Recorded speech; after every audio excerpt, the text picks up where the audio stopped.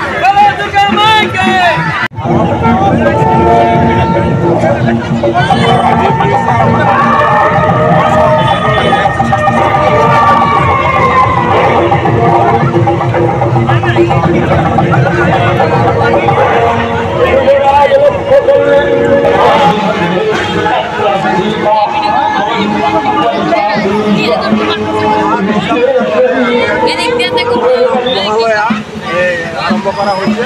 এতিয়া মহালয়া কি কি কৰা হয় এতিয়া আমাৰ দেখুওৱা হ'ব।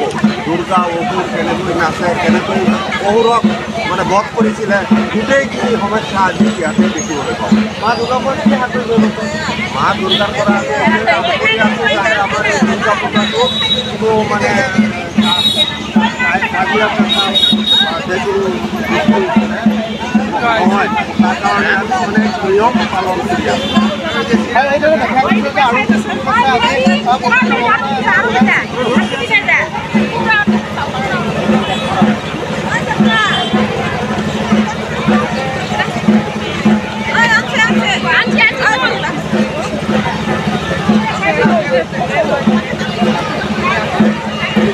হয়, এইদৰে কিন্তু দেখুৱাইছোঁ যে মই আম্বাগানৰ পৰা দৰ্শকসকলক যে এইদৰে পোনপটীয়া দেখুৱাইছোঁ যে মা দুৰ্গাৰ যি আজি পবিত্ৰ মহালয়া, এই পবিত্ৰ মহালয়াত সকলো লগে লগে এনে হাজাৰ হাজাৰ লোক উৎসৱ পৰিলক্ষিত হৈছে।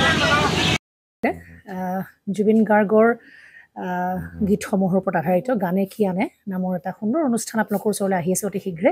অহা 15 আগষ্টৰ পৰা ধেমাজিৰ পৰা প্ৰথম অডিশ্যন আৰম্ভ হ'ব।